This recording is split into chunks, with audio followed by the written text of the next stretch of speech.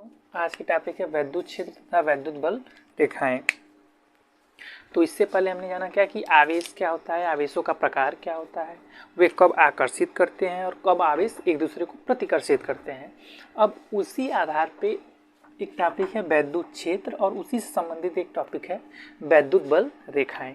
तो चलिए, हमने आप लोग को बताया था कि यदि यहाँ पर एक आवेश है प्लस क्यू, यहाँ पर एक आवेश है माइनस क्यू, तो ये एक दूसरे को क्या करेंगे, आकर्षित करेंगे। यदि दोनों प्लस हैं या दोनों माइनस हैं तो एक दूसरे को प्रतिकर्षित करेंगे। लेकिन मेरे कहने का तात्पर्य क्या है वो समझिए कि ये दोनों एक दूसरे को आकर्षित क्यों कर रहे हैं।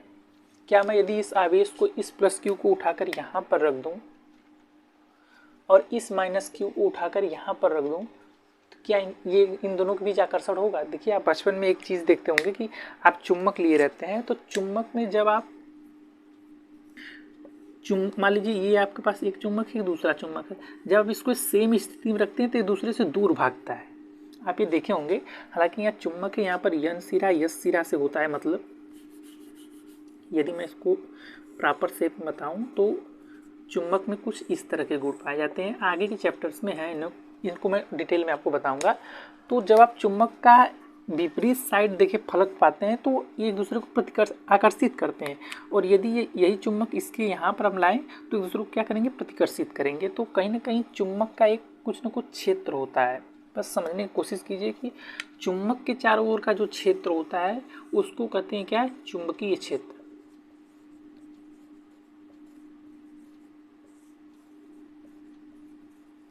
चुम्बक एक दूसरे को आकर्षित भी करते हैं, चुम्बक एक दूसरे को प्रतिकर्षित भी करते हैं।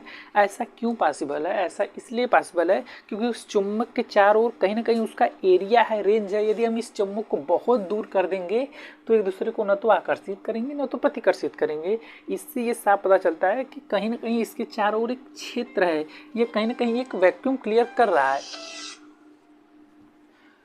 और इसी आधार पर जब आवेश के चारों ओर का क्षेत्र होता है तो उसको क्या कहते हैं, वैद्युत क्षेत्र।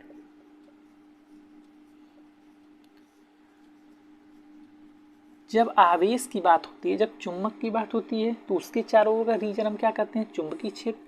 और जब आवेश की बात होती है तो उसके चारों ओर भी एक क्षेत्र क्रिएट करता है। कोई भी आवेश हो अपने चारों ओर एक रीजन क्रिएट करता है कि आप इसके करीब यदि किसी आवेश को लाएंगे तो यह आकर्षण या प्रतिकर्षण करेगा, और यदि आप इसके रीजन से बाहर आवेश को रखेंगे तो यह आकर्षण और प्रतिकर्षण नहीं होगा। यदि हम आवेशों को बहुत अधिक दूर तक रख दें तो इनमें न तो आकर्षण होगा न ही प्रतिकर्षण होगा। क्यों? क्योंकि ये दोनों के चुंबकीय क्षेत्र से क्या है, बाहर है। तो दोनों के विद्युत क्षेत्र से बाहर है। चुंबकीय क्षेत्र का नाम तब लेंगे जब हम चुंबक की बात करेंगे, लेकिन जब भी आवेश की बात करेंगे हम किसका नाम लेंगे, वैद्युत क्षेत्र का नाम लेंगे। तो इससे आपको थोड़ा बहुत आइडिया मिल गया होगा कि मैं बताना क्या चाहता हूँ आपको। और उसी आधार पर वैद्युत बल रेखाएं क्या होती हैं। तो इसकी परिभाषा मान लीजिए आपको लिखना हो तो क्या लिखेंगे, इसकी परिभाषा आपको लिखना होगा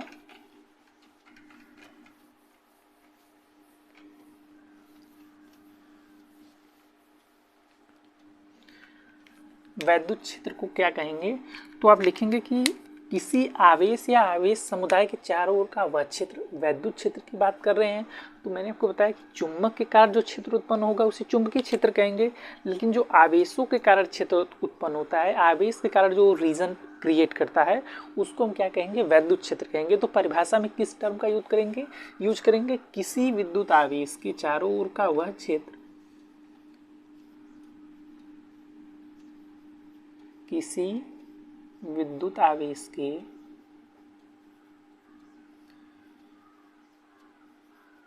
चारों ओर का वह क्षेत्र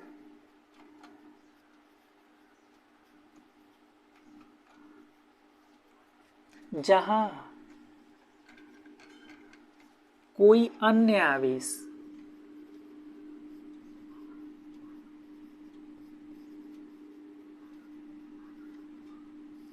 आकर्षण,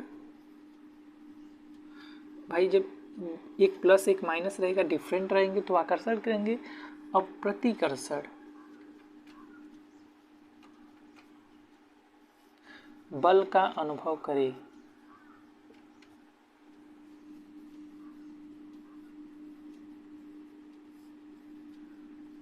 वैद्युत क्षेत्र कहलाता है।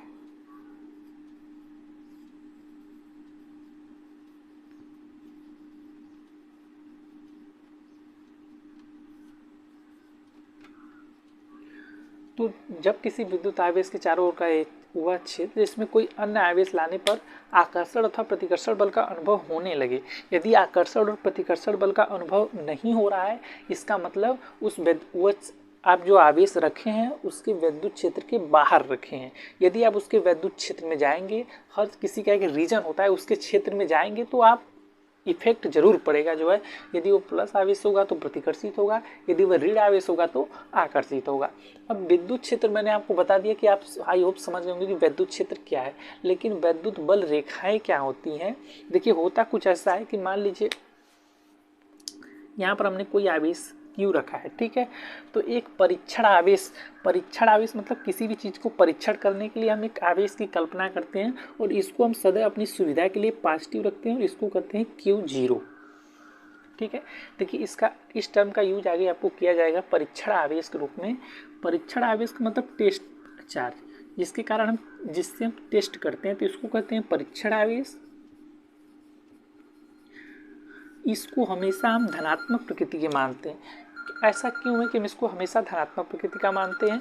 इसलिए आसानी से समझने के लिए इस चीज़ को हम क्या करते हैं, यदि हम इसको ऋणात्मक मांगेंगे तो हमें आगे के टर्म में क्या होगी, दिक्कत होगी, प्रॉब्लम होगी। और यदि इसकी बात आएगी तो मैं डिटेल में आपको बताऊंगा कि इसको क्यों प्लस ही मानते हैं, प्लस अपनी सुविधा के लिए मानते हैं, ठीक है। यहाँ पर अपने दिमाग में ये बात रखे रहिए। तो जब भी प्लस क्यू आवेश है तो इसको क्या करेंगे, हम इसके रीजन में लाएंगे।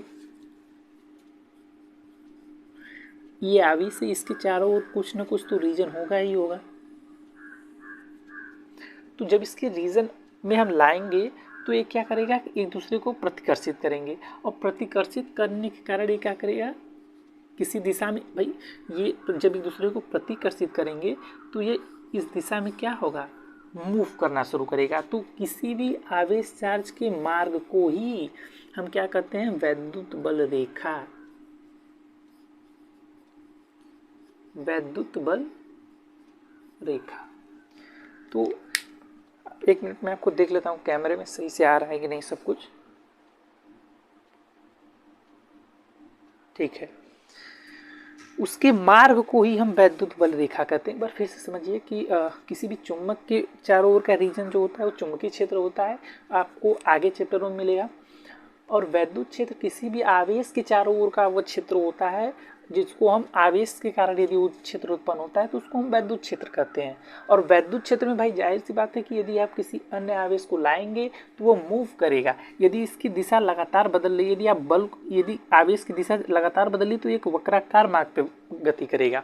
लेकिन यदि ये स्वतंत्र है तो प्रतिकर्षण बल का लग रहा है तो ये एक सीधी रेखा में मोशन करेगा, जिसके मार्ग को हम क्या कहेंगे, वैद्युत बल रेखा। तो वैद्युत बल रेखा को कैसे डिफाइन करेंगे, चलिए इसको भी देख लेते हैं।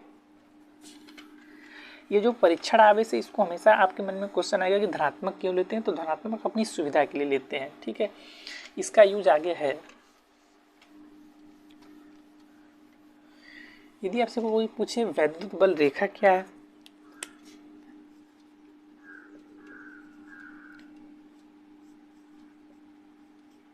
वैद्युत बल रेखा,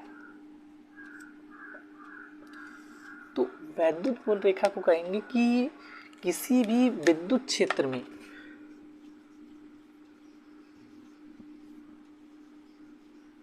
किसी भी इसको वैद्युत लिखते हैं और उपयुक्त होगा, किसी भी वैद्युत क्षेत्र में खींचा गया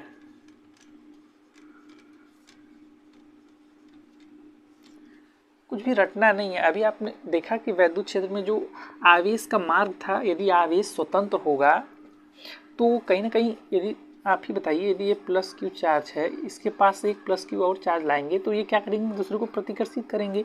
तो कहीं ना कहीं ये आवेश मूव तो करेगा ना, और मूव करेगा तो ये कुछ ना कुछ डिस्टेंस ट्रेवल करेगा। तो जो डिस्टेंस ट्रेवल कर रहा है उसका जो मार्ग होगा उसी को हम वैद्युत बल रेखा कर रहे हैं। और इसी परिभाषा को हम क्या कर रहे हैं, थ्योरी के रूप में लिख रहे हैं कि किसी वैद्युत क्षेत्र में खींचा गया वह निष्कोण वक्र,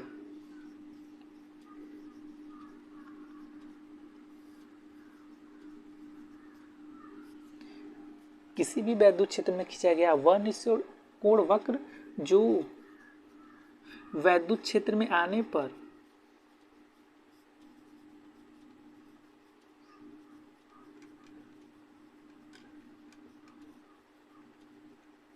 जो ये जो किसको कहा जा रहा है, ये प्लस क्यू परीक्षण आवेश को कहा जा रहा है कि जो वैद्युत क्षेत्र में आने पर सीधी रेखा या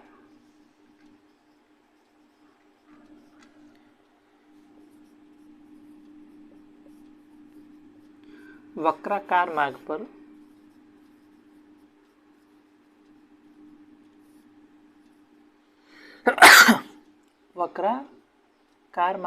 गति करता है।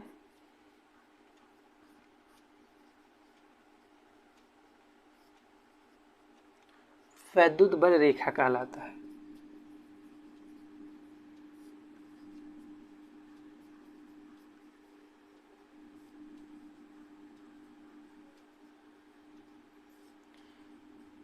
वो कब वक्राकार मार्ग पर गति करेगा, तो ये चीज समझ रहे हैं, वक्राकार मार्ग पर तब गति करेगा जब उस पर लगने वाले बल की दिशा जो है वो लगातार बदल रही हो। तब ये क्या करेगा, ये आप अपकेंद्रित त्वरण में भी पढ़े हैं कि यदि किसी भी जो वस्तु यदि वो मोशन कर रही है उसकी दिशा लगातार बदल रही है तो उस पर लगने वाला फोर्स भी लगातार बदल रहा होता है।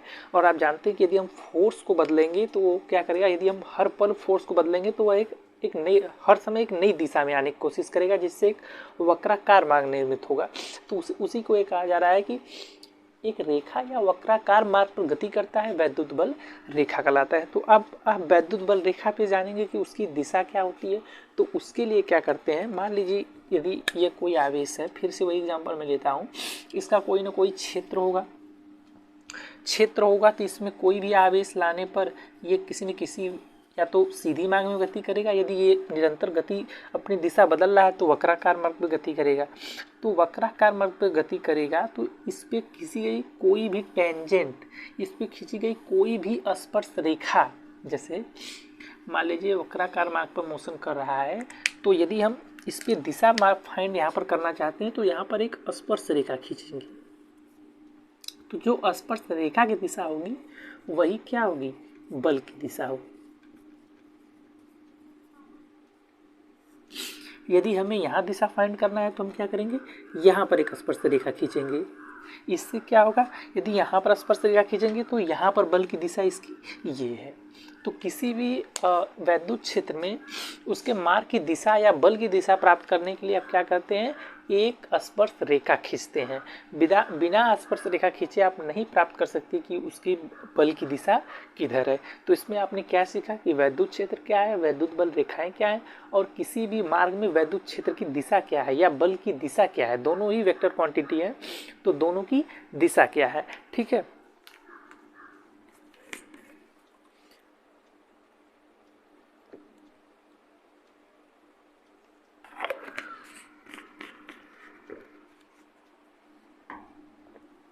चलिए अब देखते हैं कि वैद्युत बल रेखाओं के गुण क्या क्या है। थोड़ा सा इसके बारे में डिस्कशन करेंगे कि वैद्युत बल रेखाओं के गुण क्या है।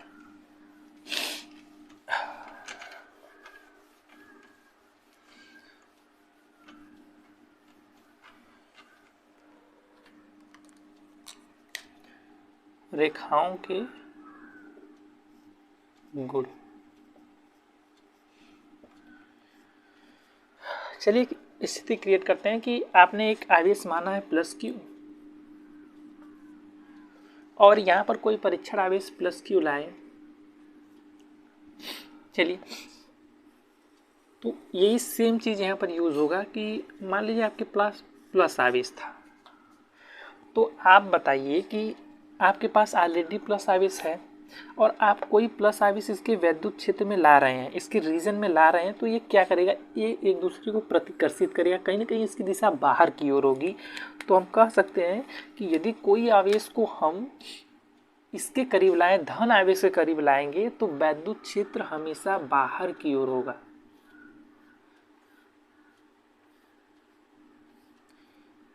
वैद्युत क्षेत्र हमेशा बाहर की ओर होगा। ऐसा क्यों है, क्योंकि हमारा जो धन परीक्षण है, आवेश है, जो हमारा टेस्टिंग चार्ज है, उसको हम क्या माने हैं, धनात्मक माने हैं। इस कांसेप्ट से आप इसको चीज़ को समझिए कि यदि किसी आवेश के पास हम धन परीक्षण आवेश लाएंगे तो ये बाहर की ओर इसको प्रतिकर्षित करेगा। यदि ये माइनस में होता तो आकर्षित करता, लेकिन यहाँ पर आपने एक आवेश प्लस क्यू माना है, धन आवेश माना है, ये इसको दिखाने का एक सिंबल है। तो वैद्युत क्षेत्र की जो रेखाएं होंगी वो क्या होंगी, बाहर की ओर होंगी। यदि यहीं पर हम एक ऋण आवेश लें,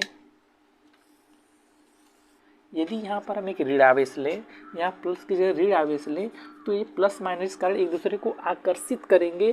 तो कहीं ना कहीं वैद्युत जो बल की रेखाएं होंगी वो क्या होंगी, अंदर की ओर होंगी।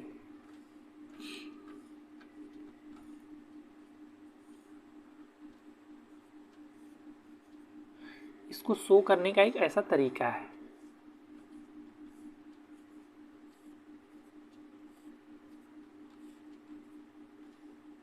यह चीज़ आप समझ पाए कि नहीं पाए, यह एक वैद्युत क्षेत्र और आवेश का गुण ही है, वैद्युत बल रेखाओं का एक गुण है, जिसके कारण आप ये जान पाए कि किसी प्लस धन आवेश से यदि ये गोले के रूप में है तो ये जो वैद्युत क्षेत्र की दिशा होगी, जो वैद्युत बल रेखाओं की दिशा होगी, वह क्या होगी, गोले से बाहर की ओर होगी। और यदि वो आवेश ऋणात्मक होगा तो वो गोले के अंदर की ओर होगी। क्या होगा यदि हम इन दोनों को और पास रख दें, तो यदि हम इन दोनों को और पास रखते हैं तो आप ये देख सकते हैं कि ये आवेश यहाँ से जा रहा है और ये क्या करेंगे, इसमें मिलेंगे। तो हमेशा यदि एक धन आवेश और एक ऋण आवेश को करीब लाएंगे तो ये रेखाएं जो होंगी धन आवेश से ऋण आवेश की ओर जाती हुई प्रतीत होंगी आपको।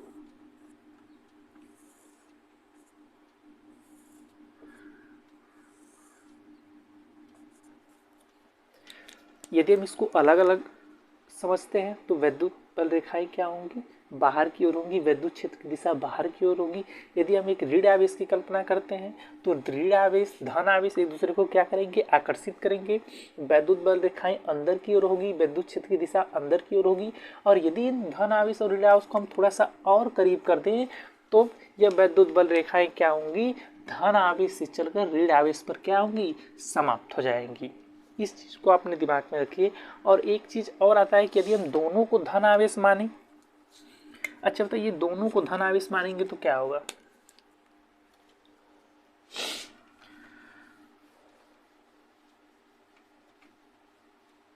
यदि आप दोनों को धन आवेश मानते हैं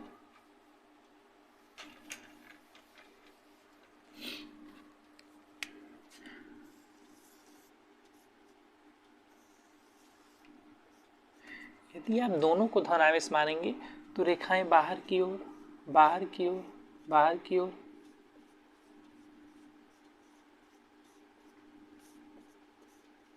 इसमें भी बाहर की ओर,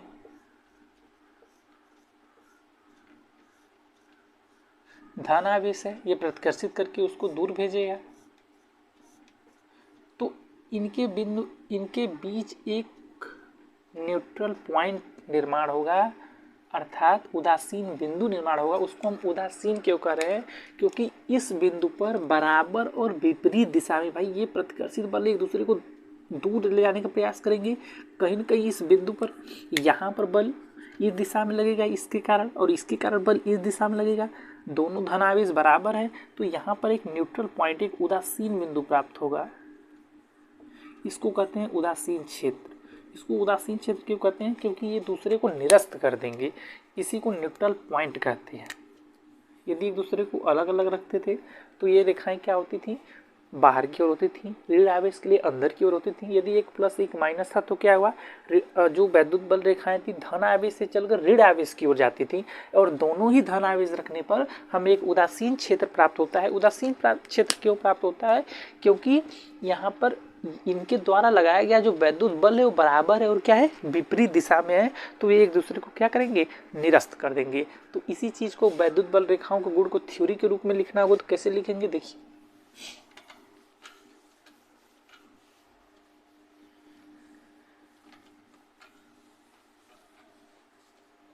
इसकी सबसे पहली प्रॉपर्टी क्या होगी, आपने ये देखा कि वैद्युत बल रेखाएं, कुछ भी रटना नहीं है आपको, आप सब कुछ देख रहे हैं कि वैद्युत बल रेखाएं धन आवेश से चलकर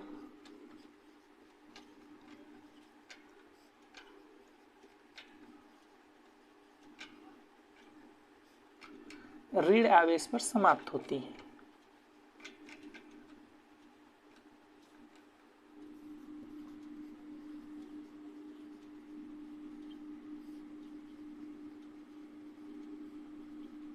आपने देखा कि वैद्युत बल रेखा यदि हम एक प्लस और एक माइनस को करीब लाए तो ये क्या की, जो वैद्युत बल रेखाओं की दिशा थी वह धन आवेश से तो स्टार्ट हुई और वो ऋण आवेश पे जाकर खत्म हो गई। तो आप इसको कैसे लिखेंगे कि वैद्युत बल रेखाएं धन आवेश से चलकर हमेशा ऋण आवेश पर समाप्त होती हैं।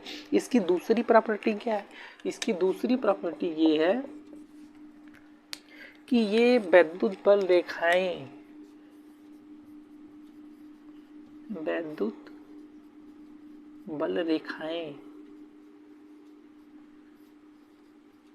परस्पर एक दूसरे को कभी नहीं काटती।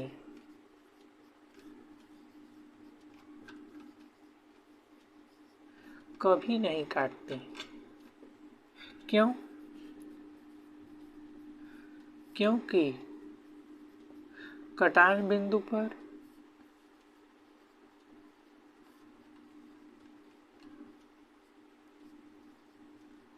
दो स्पर्श रेखाएं खींची जाएंगी।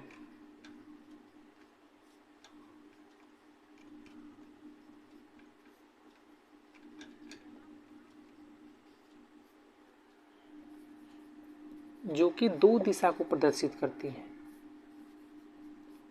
जो कि दो दिशाओं को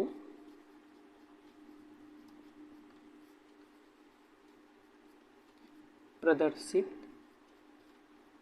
करेंगी, जो कि असंभव है। अच्छा बताइए क्यों असंभव है? क्योंकि आप एक साथ वैद्युत बल रेखाएं किसी एक ही दिशा में मोशन कर सकती है। कि आप सपोज करिए किसी धन आवेश या किसी ऋण आवेश में जो वैद्युत बल रेखाएं हैं या इसी में आपस में यदि ये कट करने लगे या आपस में कट करने लगे तो यहाँ पर देखिए यदि किसी भी कटान बिंदु पर देखिए एक स्पर्श रेखा दो स्पर्श रेखा खींची जा सकती है। यहाँ पर यदि आप दो स्पर्श रेखा खींच देंगे तो उसकी दो दिशाओं को ये डोनेट करेगा। देखिए एक स्पर्श रेखा आप कैसे खींचेंगे, ऐसे, और एक स्पर्श रेखा ऐसे, तो ये दो दिशाओं को प्रदर्शित करती है। तो इससे ये सिद्ध होता है कि ये कभी भी एक दूसरे को प्रतिच्छेदित नहीं कर सकती, क्योंकि दो दिशाओं का होना नामुमकिन है, उनकी हमेशा एक ही दिशा होगी। और तीसरी पॉइंट क्या है आपकी?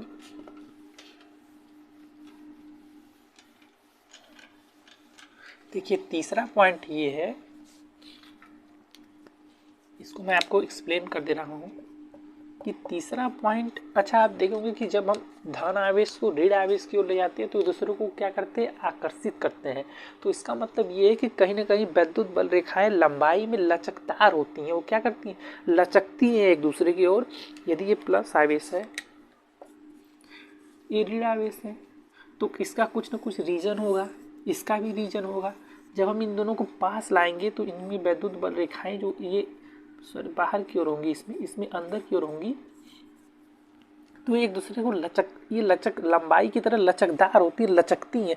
कहीं ना कहीं यदि ये लचकेंगे नहीं तो ये दोनों करीब कैसे आएंगे? तो कहीं ना कहीं इनके बीच जो आकर्षण का कारण है वो वैद्युत बल रेखाओं के लचकदार होने का है। यदि आप दोनों आवेशों को प्लस आवेश रखेंगे तो एक चौथा पॉइंट बनेगा कि एक दूसरे को क्या करती है, दूर हटने का प्रयास करती हैं। यदि आप सेम चार्ज यहाँ पर दोनों माइनस माइनस भी ले सकते हैं, यदि आप सेम आवेश रखेंगे तो ये क्या करेंगी, एक दूसरे को दूर हटने का प्रयास करेंगी, जिससे ये पता चलता है कि समान आवेशों में क्या होता है, प्रतिकर्षण होता है। तो वैद्युत बल रेखाओं के चार गुणों को आपने जाना, वो कौन कौन सा है? पहला कि जो वैद्युत बल रेखाएं होती हैं वो हमेशा धन आवेश से चलकर ऋण आवेश पर समाप्त होती हैं। दूसरा, वैद्युत बल रेखाएं कभी एक दूसरे को नहीं काटती, क्योंकि कटान बिंदु पर दो स्पर्श रेखाएं खींची जाएंगी, दो दिशाओं को प्रदर्शित करेंगी, जो कि असंभव है। और तीसरा कि ये लंबाई की ओर सिकुड़ने का प्रयास करती हैं, जिसके कारण इनमें क्या होता है, आकर्षण होता है, और ये एक दूसरे से दूर हटने का भी प्रयास करती हैं, जिससे कि समान आवेश में प्रतिकर्षण होता है। अब एक टॉपिक आती है वैद्युत क्षेत्र से संबंधित, वैद्युत क्षेत्र की तीव्रता। क्योंकि मैं थोड़ा सा पानी पी लूँ, फिर आप लोग को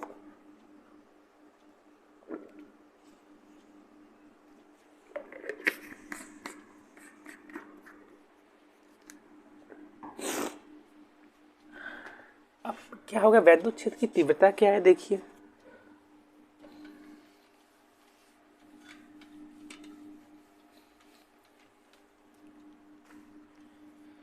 वैद्युत क्षेत्र की तीव्रता,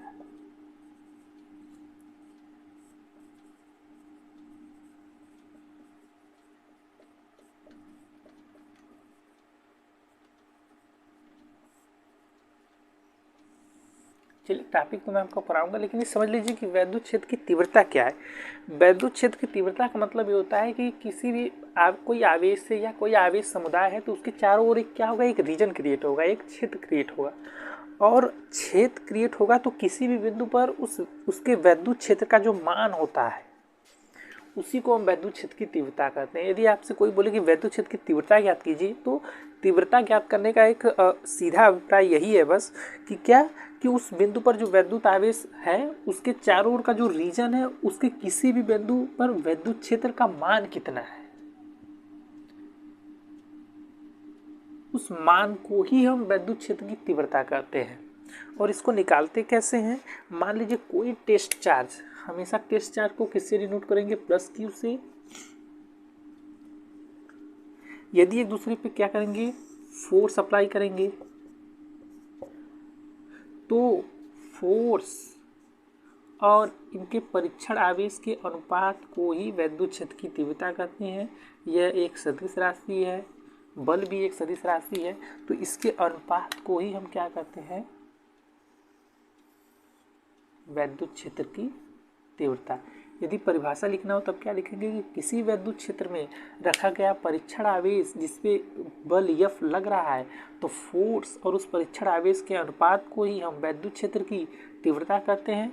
ये दोनों ही वेक्टर क्वांटिटी हैं, सदिश राशियां हैं, तो इसके यदि कोई भी राशि सदिश है तो उसके ऊपर हम एक तीर एरो इस तरह दिखाते हैं। तो ई भी एक क्या है, सदिश राशि है, ई की भी कोई ना कोई दिशा होगी। आप फोर्स को बहुत पहले से जानते हैं कि फोर्स की भी एक दिशा होती है, और ये क्या है, अदिश राशि है। तो वैद्युत क्षेत्र की तीव्रता का बस मान का मतलब बस इतना ही है कि उस बिंदु पर किसी आवेश के द्वारा जो रीजन क्रिएट किया गया है, जो वैद्युत क्षेत्र है, उस किसी भी बिंदु पर उसकी जो है इलेक्ट्रिक फील्ड, विद्युत क्षेत्र का मान कितना है, उसको कैसे निकालते हैं, vector E equal to vector F upon Q. यदि हम यहाँ पर आवेश न लेकर क्या करें, कोई कण लें, यहाँ पर परीक्षण आवेश को न लेकर हम कोई कण लें तो क्या होगा, मान लीजिए प्लस क्यू है, उस कण पर प्लस क्यू चार्ज है, तो यही फार्मूला क्या हो जाता है, वेक्टर ई इक्वल टू जो होता है F upon Q, F equal to Q. तो वहाँ पर हम फोर्स की गणना आराम से किसी कण के लिए कर सकते हैं, एफ इक्वल टू क्यू। चलिए सबसे लास्ट टॉपिक आपकी बचती है इससे वैद्युत क्षेत्र से, वो क्या है कि किसी बिंदु आवेश के कारण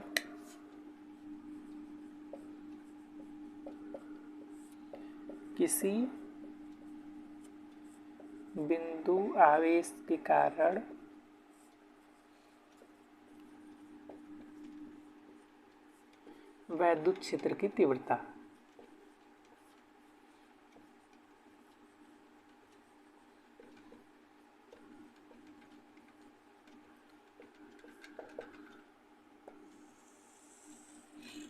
कोई भी पार्टिकल हो, यदि उस पर आवेश है तो आप ये जान गए कि आवेश का कुछ ना कुछ क्षेत्र होता है जिसको हम वैद्युत क्षेत्र कहते हैं, और किसी भी उसके पॉइंट पर उस वैद्युत क्षेत्र के मान को निकालने को हम क्या कहते हैं, वैद्युत क्षेत्र की तीव्रता कहते हैं। तो किसी भी बिंदु आवेश के कारण यदि कोई आवेश r डिस्टेंस पे रखा है या जितनी भी डिस्टेंस पे रखा है, तो उसके कारण जो हम वैद्युत क्षेत्र की तीव्रता कैसे निकालेंगे वो हम देखेंगे। मान लीजिए कोई आवेश है आपके प्लस क्यू,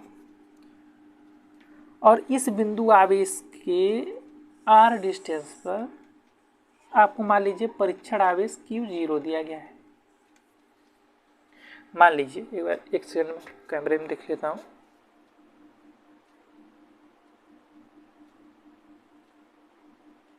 ठीक है, मान लीजिए कि इससे r डिस्टेंस पर आपको एक परीक्षण आवेश दिया गया है। तो आप बताइए कि कूलाम के नियम के अनुसार इनके बीच जो फोर्स होगा वो क्या होगा, 1/4 पाई एप्सिलॉन 0 के क्यू 0 अपान आर स्क्वायर। मैंने कूलाम का नियम आपको बताया, समीकरण नंबर 1। लेकिन आपको प्राप्त क्या करना है, वैद्युत क्षेत्र की तीव्रता। तो इसको लिखेंगे कैसे कि माना दो बिंदु आवेश, एक प्लस क्यू और एक test charge plus Q R दूरी पर रखे गए हैं, तो इनके बीच लगने वाला फोर्स कूलाम के नियम के अनुसार ये 1/4πε0 के Q0/r² होगा। लेकिन हम जानते हैं कि E इक्वल टू होता है F/Q। यदि कोई टेस्ट चार्ज रखा है, उस पर फोर्स F लग रहा है, तो वैद्युत क्षेत्र की तीव्रता E बराबर F/Q0 होती है। तो यहीं पर अप्लाई कर देंगे, तो F इक्वल टू क्या हो जाएगा, Q इंटू E0। तो E बराबर 1/Q0, वैल्यू रख दीजिए F की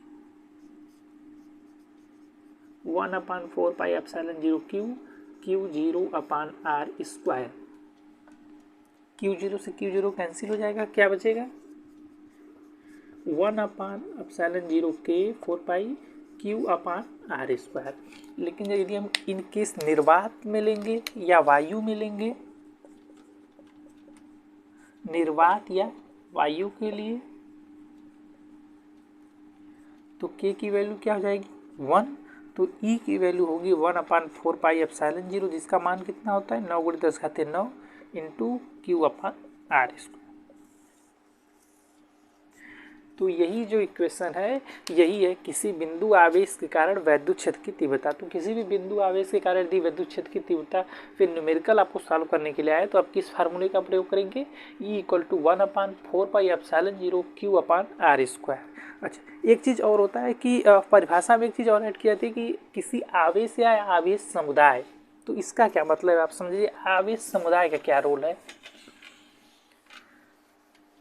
देखिए, आवेश समुदाय का मतलब ये है कि मान लीजिए कई आवेश हैं Q1, Q2, Q3, Q4 और इनके द्वारा प्राप्त विद्युत क्षेत्र की तीव्रता E1, E2, E3, E4। ये आपको न्यूमेरिकल में काम करेगा कि मान लीजिए बहुत सारे आवेश नहीं हैं और बहुत सारे आवेश पे बल लगेगा, और बल लगेगा तो विद्युत क्षेत्र की तीव्रता उत्पन्न होगी।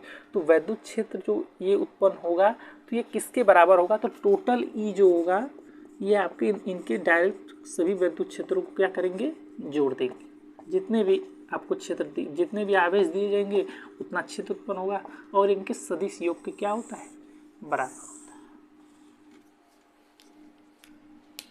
ठीक है।